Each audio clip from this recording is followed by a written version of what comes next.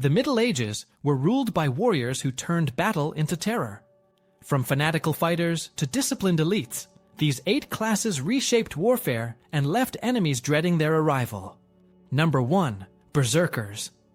In the fighting world of the Norse, berserkers stood out as shock troops shaped by ritual, reputation, and deliberate intimidation. The Old Norse term likely means bear shirt, with a related group called ulfednar, wolf coats, hinting at animal totems used to frame a warrior's identity. Contemporary poetry and later saga prose describe men who entered battle in a trance-like fury. Berserksganga where pain seemed blunted, fear dropped away, and aggression surged. Rather than a random frenzy, that state functioned as a tactical tool. Before contact, roaring, shield-biting, and choreographed displays amplified pressure on opponents and signaled to comrades that the assault phase had begun. In shield wall combat, typical of early medieval northern Europe, a small cadre of high-commitment fighters could be pushed into the narrowest frontage to break a seam, creating local collapse that wider ranks then exploited. That role made them valuable as the cutting edge of shipboard raids, river crossings, and breach assaults, where seconds of shock mattered more than long endurance. Equipment was pragmatic, not uniform. Mail shirts, conical helmets with nasals, round shields with iron bosses, and single or two-handed axes appear across finds and art. Claims that berserkers fought naked likely reflect poetic hyperbole or ritual undress before arming. The hallmark was less a specific kit than a cultivated persona. Tall frames selected for household retinues, distinctive cloaks or pelts for recognition, and heavy axes that combined reach with terrifying momentum against shield rims and collarbones. Training blended daily hard labor, wrestling, and weapons practice with pre-battle rites that primed physiology songs, drums, breathwork, and alcohol in some cases, producing the elevated arousal modern physiology associates with catecholamine spikes. That state increases pain tolerance and short-term power output, but degrades fine motor control. Accordingly, berserker action emphasized simple, high-force movements. Shield rams, hooking an enemy shield edge to open a line. Downward beard axe cuts into the clavicle, and relentless forward drive supported by the next rank. Their social position explains both prestige and controversy. Many served as the personal herd of chieftains and kings, receiving gifts, arm rings, and a place near the lord's high seat. Loyalty ran vertically to the patron, rather than horizontally to a broader community, which made them effective enforcers during feud settlements and tax gatherings, but also objects of resentment among free farmers. With Christianization and the consolidation of royal law, the same qualities that once protected rulers came under scrutiny. Law codes in Norway and Iceland classified berserksganger as a public disorder, penalizing ritualized brawling at assemblies and curbing private violence that threatened the king's peace. That shift maps a real transition in warfare, from kin-based raiding to more ordered forces where discipline and fines replaced feud logic. Their battlefield strengths were clear, but situational. In tight terrain bridgeheads, palisade gates, ship rails, aggressive momentum could overwhelm levy troops before files stabilized. Against prepared spear lines on open ground, or under massed missile fire, the same forward bias risked entanglement and attrition. Elite fury could not cancel geometry. Long blades fixed on stout shafts controlled distance, and layered shields absorbed the initial shock. Commanders who understood this used berserkers as a scalpel, not a hammer. First wave to rip a gap, then steadier men to widen it. Narrative sources sometimes attach singular exploits to such fighters, like holding a choke point alone or cutting down banner bearers to unnerve a host. Whether embellished or not, these scenes capture the psychological dimension. Morale often broke before bodies did. Villages and monasteries along vulnerable coasts recognized patterns. Watchfires at dusk, dogs barking, the sudden clatter of shields and panic could precede contact by hours. That reputational weapon was crafted over seasons. Survivors told stories, poets fixed details, and the name Berserker did work for the next expedition before a sail crossed the horizon. Explanations for the trance range from deliberate hyperventilation and alcohol to plant stimulants. Modern scholarship treats mushroom theories cautiously, noting the need for repeatable, controllable effects in military contexts. A more robust model grounds the fury in ritual psychology, group identity, and practiced cues that flip a trained switch. Across centuries, echoes persist not because the type survived unchanged, but because the logic did. Codify a terrifying few, bind them to a leader, focus them where cohesion is thin, and let reputation travel faster than the ship. As northern societies centralized and warfare professionalized, the open display of ritual rage faded, yet the archetype of the elite shock fighter remained. Later households retained men chosen for size, nerve, and initiative. They simply wore crosses on their hilts and accepted fines rather than boasts after a brawl. In the earlier age that birthed them, berserkers were not supernatural curiosities or wandering madmen, but a cold solution to a practical problem: how to break another line of humans who would otherwise stand. Number 2. Janissaries. Formed as a salaried standing infantry bound directly to the Sultan, the corps functioned as a disciplined engine for late medieval Ottoman expansion by combining institutional control with battlefield innovation. Recruitment through the Dev-Shirme levy drew primarily on Balkan Christian youths who were converted, educated in palace schools or barracks, and socialized into the Sultan's household service, creating a cadre whose loyalty ran upward rather than to provincial elites. Inside the Okak the Hoth that framed Janissary identity, men lived and trained in communal odas and ortas, drilled to the pace of the meta bands pounding kettle drums and reeds, and governed by tight rules that originally forbade marriage and commercial entanglements, so duty could not be divided by family or trade. Organization emphasized both symbolism and accountability. Each orta guarded its kazan, the great cauldron that fed the unit and served as a totem of cohesion. Overturning that vessel signaled mutiny, a reminder that a force designed for reliability could pressure the state if pay or provision faltered. Stipends, ulufe, arrived on a fixed cycle from the central treasury, tying logistics to morale. When coins were debased in the later 16th century, unrest exposed how a central army's purchasing power was itself a weapon or a liability. Equipment and tactics evolved across the 15th century, as firearms moved from siege parks into infantry ranks. Early Janissaries still used composite bows alongside sabers and polearms, but battlefield handguns arquebuses firing from rests were established by the mid-1400s and steadily prioritized thereafter. Doctrine exploited simple, repeatable actions under stress, stake-lined or wagon-screened firing positions to blunt cavalry, alternating ranks to keep a constant shot cycle, and tight drumbeat timing to synchronize movement and volleys. In siege assault, the corps acted as the final, ordered wave after artillery, and sappers had shaken walls, advancing with shields and handguns to seize breaches. In field actions, they anchored the center where feudal levies might waver, allowing Sipahi cavalry and irregulars to maneuver. The logic, rather than any single weapon, made them horrifying to opponents used to mixed feudal arrays. A full-time infantry that rehearsed the same lethal sequence week after week, held in place by pay, barracks routine, and an esprit that tied personal honor to the hearth and cauldron. At Constantinople in 1453, disciplined foot, including Janissaries, were held back until bombardment, mining, and continuous pressure produced exploitable gaps, then pushed in ordered files where less cohesive troops might have lost momentum. The corps' internal divisions, Shamat, Bulakalka, and Segban provided administrative scaffolding for growth while keeping command spans manageable, and the Oka Korta Oda vocabulary underlined that the unit was a home before it was a formation. The system carried trade-offs. Rules that maximized focus also limited lateral recruitment and eventually required relaxation.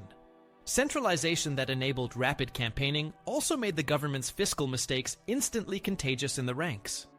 Yet, in the late medieval setting, when many European forces still combined noble retinues with short service levies, the Janissaries' steady cadence, institutional memory, and capacity to mass-controlled fire from prepared ground turned battle from a test of momentary bravery into a contest of routines, and routines fed, paid, drilled, and kept to the beat were hard to frighten, harder to dislodge, and devastating when the breach finally opened. Number 3. Varangian Guard. Formed as a foreign household infantry directly tied to the Byzantine throne, the Varangian Guard combined political reliability with shock action, which explains why emperors trusted them at court and unleashed them where battle lines were most fragile. Early contingents came from the Norse world that moved along the river routes into the Black Sea.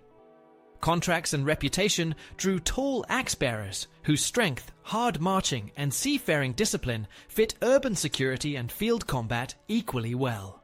The corps solidified under rulers who needed muscle unconnected to local factions, and its loyalty derived from pay, oath, and outsider status rather than provincial ties.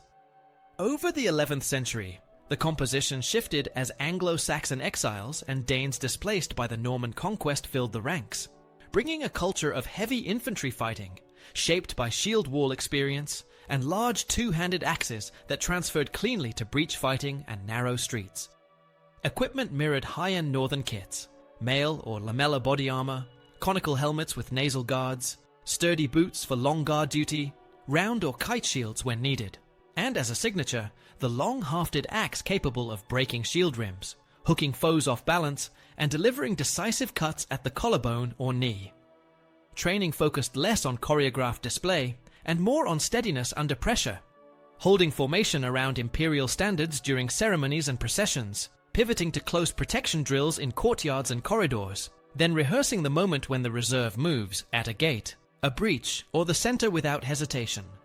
The same reliability that secured palaces also changed field outcomes. At Dyrrhachium against Norman cavalry, Varangians on a wing initially threw back opponents with a hard push of axe and shield, showing how disciplined heavy foot could shock mailed riders when ground and timing favored them, even if overextension later exposed flanks. In the long wars against steppe and Balkan enemies, they defended wagons and standards, guarded camp approaches, and acted as the emperor's last resort where a line threatened to fold. Their reputation carried weight in sieges. Positioned to lead an assault after sappers and engines opened cracks, they advanced in dense files, shields up and axe heads angled to clear parapets and stake lines, trading the chaotic rush of irregulars for deliberate, crushing steps. Inside the capital, they doubled as a political instrument. Ceremonial visibility standing at doors of the great halls, flanking the emperor at liturgies, lining the corridors on festival days, reminded courtiers that the throne was not a debating club, but a guarded office. When succession crises erupted, the guard's presence decided who entered and who was shown out, sometimes with blinding or confinement carried out by men whose pay and future came from the hand they defended. Pay structure and privileges reinforced cohesion. Regular gold stipends, bonuses after major victories, gifts at imperial anniversaries, and the guarded honor of serving near the regalia. Over time, conversion and intermarriage integrated many into local life. Yet the corporate identity as foreigners in imperial service remained central, and the axe stayed a visual shorthand for uncompromising force. What made them horrifying to opponents was not only the weapon, but the effect of a disciplined reserve that entered contact fresh, silent, and unshakable, trained to close the last 15 steps without breaking stride. Facing that mass in a street, at a palace gate, or within a breach meant the defense would turn from a test of nerve to a test of bone and iron in seconds. Against lighter troops or wavering levies, the result was predictable. A punched hole, a fallen banner, a morale collapse that spread outward faster than messengers could run. Against elite cavalry, the calculus depended on terrain and flank security. But once the guard anchored a pivot or stairhead, the space belonged to the emperor. Their endurance across centuries first as Russes and Norse mercenaries, then as an English guard shows that the institution answered a permanent imperial need. A body of men paid to stand close, strike hard, and ignore local gossip. In a world where many forces were seasonal, feudal, or factional, an axe-bearing household infantry that owed everything to the throne made medieval battles and palace politics equally unforgiving. Number 4. Mamluks. The Mamluks were a professional cavalry class created through a unique system that combined recruitment, training, and state organization. Boys, often of Turkic or Circassian origin, were brought into Egypt as slaves. After years of military training and eventual manumission, they became fully integrated into elite units tied directly to the Sultan or powerful emirs. This structure meant their loyalty was vertical focused on their masters, rather than based on tribal or local ties, which made them highly dependable in battle. Their daily life revolved around the practice of ferocity, a code of martial skills that included horsemanship, archery, lance handling, and close combat with swords. Training fields in Cairo hosted drills where riders practiced hitting targets at full gallop, shifting between bows, lances, and sabers with precision. This discipline allowed the Mamluks to move seamlessly from ranged attacks to devastating close charges. Their organization followed a clear hierarchy, from small household units up to large regiments, giving commanders stable and experienced blocks of men they could rely on in complex campaigns. Financing this system was the ikhtiar, a land grant arrangement that tied revenue directly to military obligations. Instead of improvised supplies, the army's horses, weapons, and wages were sustained by predictable income streams from assigned estates. This ensured that Mamluks were consistently armed, mounted, and ready for deployment. On the battlefield, they relied on control rather than spectacle. Common tactics included feigned retreats to lure enemies into traps, arrow storms to thin out enemy ranks, and carefully timed charges with lances and sabers once opponents began to falter. Their effectiveness was proven in major encounters. At the Battle of Ain Jalut in 1260, the Mamluks faced the Mongols who until then had seemed unstoppable, and broke their advance into the Levant. They repeated this model in later conflicts, showing that discipline and tactical patience could triumph over sheer ferocity. In siege warfare, Mamluks demonstrated versatility. While primarily mounted warriors, they dismounted when needed, defending breaches or storming walls alongside infantry and sappers. Their equipment reflected this dual role: mail and lamellar armor for protection, conical helmets, composite bows for ranged combat, and heavy lances, maces, and curved sabers for close fighting. As a political force, they shaped more than battles. Under leaders like Sultan Baybars, they consolidated power after defeating the Mongols and pushed back Crusader strongholds, culminating in the fall of Acre in 1291. Their ability to sustain long campaigns, rotate garrisons, and maintain pressure on fortified ports made them one of the most effective military elites of the medieval period. Even when defeats occurred, such as at Wadi al-Khaznadar in 1299, their organizational depth allowed them to rebuild and eventually repel further invasions, as at Marj al-Safar in 1303. What truly made the Mamluks terrifying was that they represented not just individual warriors, but a self-sustaining system of military society. Their routines, feeding and rotating horses, maintaining weapons, drilling formations, and reinforcing discipline ensured that they were always prepared. Enemies facing them had to reckon not only with skilled horsemen, but with an entire machine designed to keep those fighters trained, paid, and ready to strike with devastating precision. Number 5. Teutonic Knights. Built as a monastic military state rather than a loose chivalric club, the order forged a system that turned piety, property, and planning into battlefield pressure. Originating as a hospital brotherhood in the eastern Mediterranean and rechartered for conquest in the Baltic, it received sweeping immunities and land rights, allowing a disciplined hierarchy: Grand Master, regional commanders, conventual knights, sergeants, and clerics, to weld garrisons, tax flows, and supply depots into one instrument. The fortress network brick Ordensburgen like Marienburg, linked by rivers and roads, acted as magazines, mustering squares, and safe anchors for deep strikes. Campaigning rhythms were deliberate. Winter raids when frozen marshes opened pathways for heavy horse. Summer, Reisen, drawing foreign nobles for short, intense expeditions. And steady construction seasons that tightened the ring of strongholds. On the field, the order fought as organized combined arms, not isolated charges.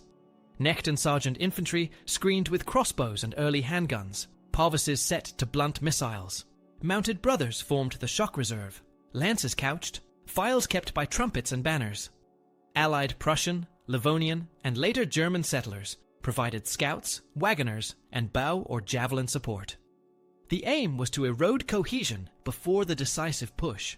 Harry with fire and skirmishers, fix with infantry at a barrier or village edge, then commit mailed cavalry into the seam where ground and morale already tilted.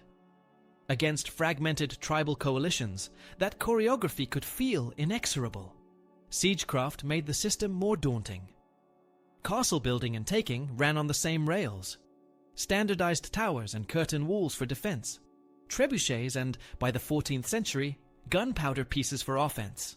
Covered ways, mantelets, and saps to cross killing zones. And tight work details protected by shields while artillery battered gatehouses. Because stockpiles were local and audited, sieges could be sustained without the waste that crippled feudal hosts. Administration hardened the military edge. The Order's land law encouraged market towns under culm rights, bringing millers, smiths, and merchants whose output fed armies and replaced losses. Clerical officials tracked rents and grain in a manner that made remount pools and bread trains predictable. Visiting crusader contingents were folded into set columns with pre-assigned wagons and night guards, reducing the chaos of mixed language forces. Tactics adjusted to enemy styles. Against Lithuanian and Rus's light cavalry, screens and ambushes on forest tracks and river fords, then countercharges from prepared ground.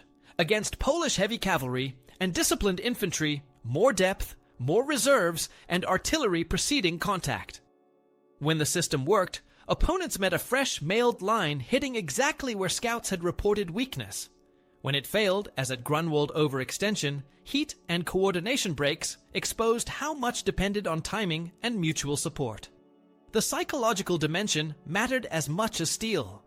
White mantles with black crosses, regimented processions before battle, and liturgical cadence framed combat as ordained duty, amplifying steadiness under missile fire and masking fear during the last yards of a charge.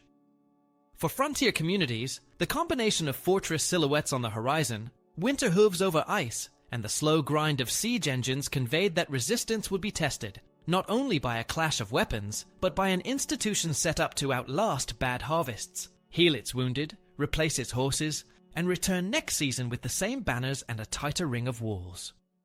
Number 6. Hashashin. In the shifting landscape of medieval warfare, few groups captured the imagination of both allies and enemies as strongly as the Nizari Ismaili fighters, known in European chronicles as the Hashashin. Emerging in the late 11th century under the leadership of Hassani Sabah, they carved out fortified mountain strongholds in Persia and Syria, most famously Alamut. Unlike knights or feudal levies, who met in open battlefields, their entire strategy revolved around precision and psychological dominance. They perfected the art of assassination, not for profit alone, but as a deliberate instrument of politics. Targets were carefully chosen: princes, generals, religious leaders, men whose removal could destabilize a kingdom or intimidate a crusading host. What made them uniquely frightening was the setting of their attacks. Chroniclers describe killings carried out not in secret alleys, but often in the full glare of public ceremonies, at mosques, marketplaces, or even inside courts. By making violence visible, they ensured that every noble in the region lived with the fear that a servant or a companion might suddenly draw a hidden dagger. That atmosphere of suspicion sometimes proved as effective as open warfare, sowing distrust between rulers and their retainers and weakening the cohesion of enemy coalitions. The methods they used were grounded in rigorous preparation. Recruits were often young men from communities under Nizari influence, brought into the fortress schools and trained in languages, disguise, endurance, and above all, absolute obedience. They were not ordinary mercenaries who fought for pay. Their identity was built around religious devotion and loyalty to their spiritual leader, the so-called Old Man of the Mountain. Some European accounts, often colored by fear and rumor, claimed these fighters used hashish to induce trance-like states, which is where the distorted term assassin is thought to originate. Modern historians question the accuracy of that detail, suggesting the drug tales may have been exaggerations spread by enemies, but the core reality remains. These men cultivated a reputation for fanatical resolve and indifference to death. On the battlefield, the Hashashin rarely fought in massed ranks. Instead, they operated as specialists within larger armies, slipping through lines at night, scaling walls, or passing themselves off as local soldiers to get close to high-value individuals. Their weapon of choice was the dagger, small enough to conceal but lethal in close quarters, though they could also handle swords or short bows when necessary. The psychological effect of knowing they might be among camp followers or allies created a climate of constant fear. Armies began to distrust their own men, and rulers surrounded themselves with extra guards, sometimes to the point of paranoia. In many cases, the threat of assassination forced leaders to negotiate or alter their plans without a fight, showing how fear itself became a weapon of war. The influence of the Hashashin stretched far beyond their numbers. At their height, they never fielded huge armies. Perhaps only a few thousand men were part of the order. Yet their tactical impact was out of proportion to their size. By removing commanders at key moments, they disrupted campaigns, slowed crusader advances, and altered the balance of power between rival Islamic dynasties. Their strongholds, perched on nearly inaccessible cliffs, served both as training grounds and as psychological symbols of defiance, so much so that even the mighty Mongols considered them significant enough to destroy in the mid-13th century, when they pushed into the Middle East. What makes the Hashashin stand out among medieval warriors is how they redefined the battlefield itself. Rather than relying on armor, mass, or firepower, they weaponized secrecy, patience, and the fear of the knife in the dark. Their legacy is not measured in the number of open battles they fought, but in the way they forced rulers, generals, and entire societies to live under the constant shadow of sudden, targeted violence. In an age dominated by cavalry charges and castle sieges, the Hashashin demonstrated that power could come not from size, but from the ability to make every leader believe that death might be standing right beside him.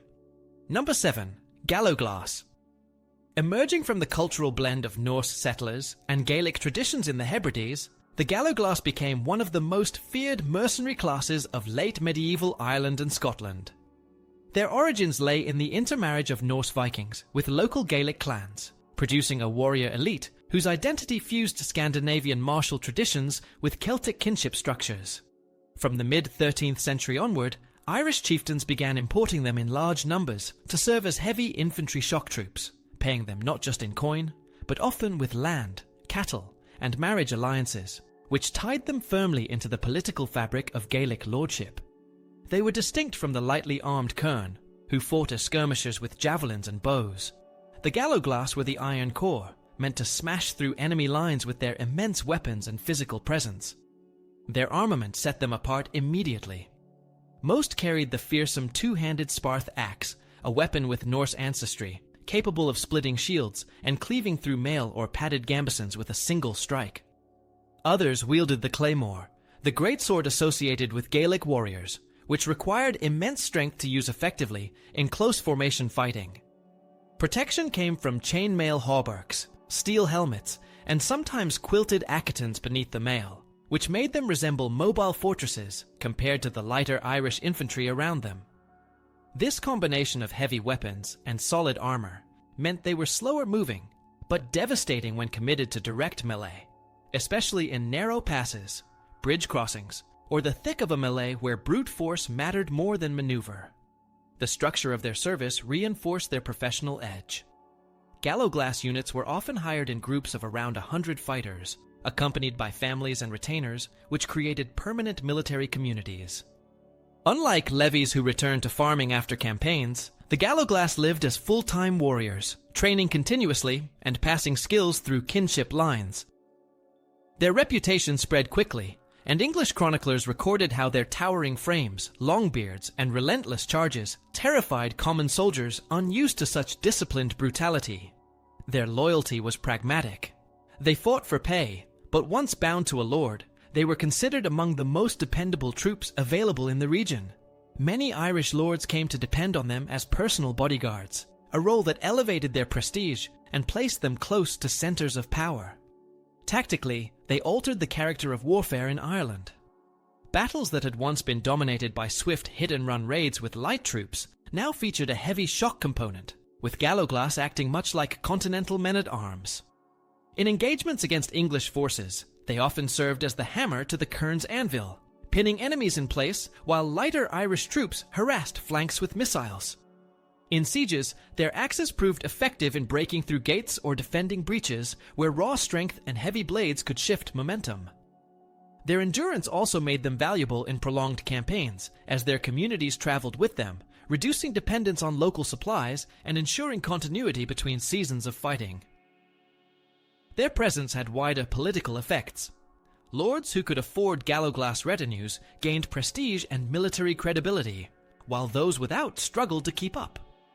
Over time, the constant influx of these mercenaries changed Gaelic society itself, embedding Norse Gaelic families into Ireland through land grants and intermarriage. By the 15th century, the term Gallowglass was no longer just about foreign mercenaries, but had become synonymous with a hereditary warrior caste deeply rooted in Irish life. English administrators repeatedly noted their influence, regarding them as one of the chief obstacles to consolidating royal control in Ireland. What made them horrifying was not simply their weapons or size, but the predictability of their devastation. Once deployed, their axes and claymores cut through lines with mechanical regularity, instilling dread long before they made contact. For levies with little armor, the sight of a wall of mail-clad giants advancing in unison was often enough to break resolve. In the fragmented and fiercely competitive politics of medieval Ireland, their presence symbolized not just muscle for hire, but the grim certainty that some battles would be decided not by numbers or maneuver, but by the brutal efficiency of men who lived and died only for the fight. Number 8. Mongol Heavy Cavalry. Built on a decimal command structure that made movement predictable and obedience automatic, the heavy arm of the Mongol army turned speed into shock at the moment it mattered most. Units of 10, 100, 1,000, and 10,000, Arban, Jagun, Mingan, Tumen, allowed commanders to scale orders quickly and keep columns coherent over long marches. Within that framework, heavy cavalry existed alongside masses of horse archers, not as a separate arm, but as the finishing tool. Once distance, arrows, and maneuver had already bent an enemy line.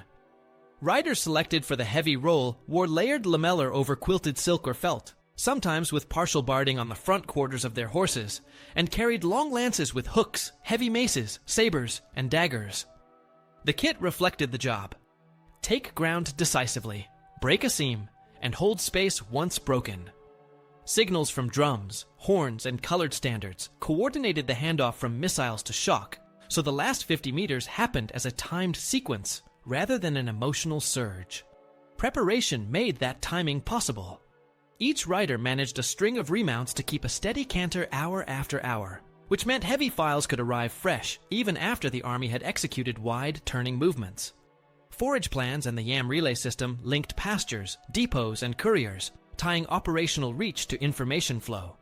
Orders moved faster than many opponents could scout, and supply wagons, ox-drawn and paced to keep up-brought spare bowstrings, lamellae, and lance shafts so equipment matched intention.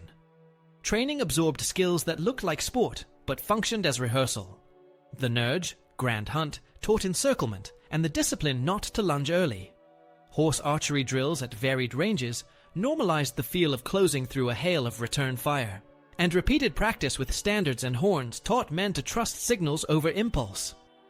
On contact days, light cavalry shaped the field, first probing, feigning flight to open gaps, and driving dust and noise where commanders wanted eyes to look. Heavy files waited on ground that favored a clean run-in.